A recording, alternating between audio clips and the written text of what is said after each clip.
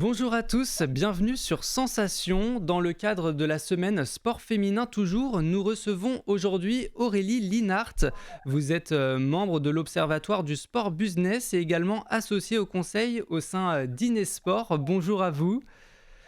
Bonjour. Alors ensemble, nous allons parler de la médiatisation du sport féminin. En 2021, il représentait à peine 20% des diffusions sportives sur les écrans. Dans un premier temps, comment est-ce qu'on peut expliquer cette différence avec le sport masculin ? Cette différence s'explique assez simplement, c'est qu'aujourd'hui, les droits télé sont principalement achetés sur les compétitions masculines et c'est le cas parce que c'est ce qui a été le plus popularisé aujourd'hui.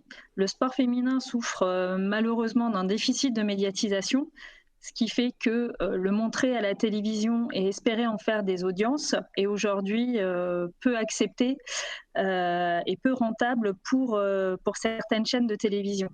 Et Donc donc, on rentre dans une espèce de cercle non vertueux pour le coup, où moins on montre du sport féminin, moins on a envie d'en montrer. et donc justement, Néanmoins, vous avez... allez-y, Je vous en pardon. prie.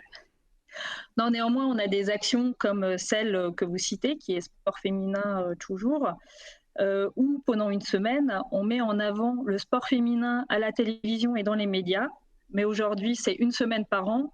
La problématique, c'est que se passe-t-il les 51 autres semaines de l'année ? Et donc justement, vous l'avez dit, il y a davantage de sports masculins qui sont diffusés sur les écrans. Aujourd'hui, d'où est-ce qu'il vient le problème ? À qui il faut s'adresser pour changer ça ? Est-ce que ce sont les médias qui ont les cartes en main ? Peut-être les sponsors qui doivent mettre plus d'argent ? Peut-être les téléspectateurs qui doivent demander du sport féminin ? À quel niveau ça doit changer ? Il y a plusieurs niveaux qui sont concernés. Il y a des études qui sortent assez régulièrement sur l'intérêt sur le sport féminin et on voit que le sport féminin intéresse. Quand on montre du sport féminin à la télévision, il y a de l'audience, mais il ne s'agit que des demi-finales ou des finales généralement et des matchs et des sports collectifs, pardon, qui sont généralement visés. Donc du coup, il y a un intérêt qui est prouvé, il y a des audiences qui sont là. La question c'est comment est-ce qu'on fait pour en montrer plus ? Ça passe par des résultats aussi. C'est qu'à partir du moment où vous avez des équipes féminines ou des femmes qui n'ont pas de résultats, eh ben, ça ne vaut pas non plus l'intérêt de les montrer à la télévision ou dans les médias. Donc ça passe par des résultats, ça passe par le fait de montrer des femmes qui arrivent à se vendre, à vendre leur sport aussi et de valoriser au travers de leurs performances sportives également les sponsors. Donc le point principal pour moi, c'est aujourd'hui de gagner l'intérêt des médias et pas uniquement sur les chaînes de la TNT ou sur des chaînes avec moindre visibilité, mais aussi de réussir à faire en sorte que le sport devienne un grand intérêt pour le média et notamment les grandes chaînes de télévision. Et donc, vous l'avez évoqué, aujourd'hui, beaucoup de Français désirent voir davantage de sport féminin sur les antennes. Est-ce que vous pensez que si on le fait, les résultats seront bons ? Est-ce que si, par exemple, une chaîne de télévision diffuse une compétition féminine, ce sera rentable pour elle ? Aujourd'hui, oui, et c'est déjà le cas en fait, parce que les droits télé pour le sport féminin sont tellement bas. Alors, ils existent déjà, mais ils sont bas, qu'avec les audiences et les publicités qui vont autour de ces événements, suffisent aujourd'hui à rentabiliser cet investissement. Donc aujourd'hui, d'un point de vue financier, montrer du sport féminin à la télé, ça ne pose pas de problème d'argent, ça en fait même gagner. Contrairement à d'autres compétitions masculines, où le fait d'acheter les droits télé ne garantit pas forcément que derrière, vous allez faire de l'argent derrière. Donc du coup, oui, il y a cet intérêt de pouvoir faire économique aussi pour les chaînes d'aller sur du sport féminin et de garantir cette visibilité-là. Après, faut-il le faire encore sur des chaînes à grande audience et aller sur des grandes chaînes hertziennes que sont TF1, M6 ou le service public avec France Télévisions et pas aller sur les chaînes de deuxième ordre, comme ça peut être le cas actuellement, par exemple, pour le foot féminin.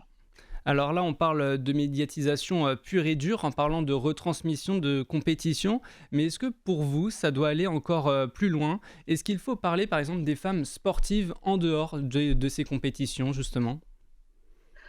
Aujourd'hui, c'est important, effectivement, et pas uniquement pour des sujets de médiatisation, mais si on veut, travailler sur des sujets d'inclusion, aussi, il faut pouvoir montrer que, les femmes font du sport et que c'est pas un problème pour donner envie aux jeunes de pratiquer aussi le sport. On sait que c'est un problème aujourd'hui de société qui touche, plus largement, toute la population française et pas que les femmes. Mais pour promouvoir le sport et la pratique du sport, il faut montrer des exemples. Pour promouvoir le sport auprès des jeunes filles, c'est mieux de montrer des femmes qui font du sport que de montrer des hommes, même si ceux-ci sont de temps en temps sont plus en réussite que les femmes.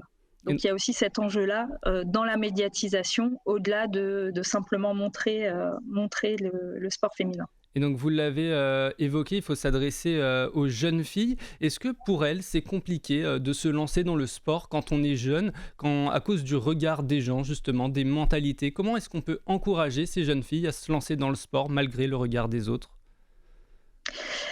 Il y a pas de Je vois pas forcément aujourd'hui de difficulté, à se lancer. Il faut juste avoir l'idée et à une certaine époque, la pratique du sport se faisait parce que votre mère pratiquait un sport, que vous pratiquiez exactement le même sport parce que vous aviez ce modèle-là de se dire: «Ma mère fait du sport, donc je vais faire aussi du sport et souvent le même». Ça arrive assez souvent. De plus en plus de femmes pratiquent du sport mais ne le promeuvent pas auprès de leurs enfants.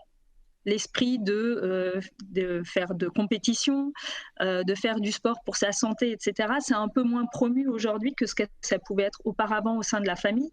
Et donc le fait de montrer en avant, comme je vous le disais, des exemples et des modèles féminins qui parlent aussi d'autre chose que de sport, mais qui parlent de leur rôle de femme, leur rôle de mère, comment est-ce qu'on vit le sport quand on est une femme, parce qu'on a quand même des spécificités physiologiques par rapport aux hommes.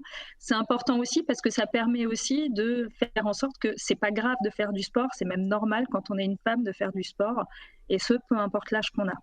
Et donc justement, des beaux exemples de femmes qui font du sport, on peut le voir, aux Jeux olympiques. On va se projeter un peu, on est à Paris en 2024. Pour la première fois de l'histoire, il y aura autant, d'athlètes hommes, que femmes.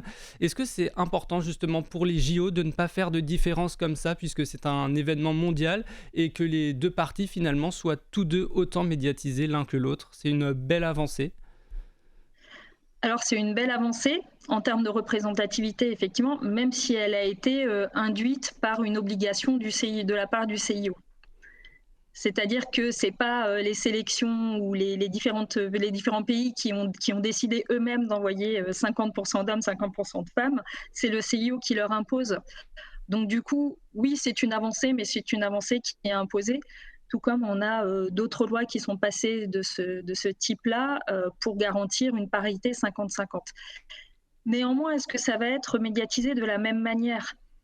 Par rapport, aux athlètes français, tout dépendra des résultats forcément. C'est assez simple sur les Jeux olympiques, on va montrer, forcément les équipes ou les personnes, les athlètes qui ont le plus de succès.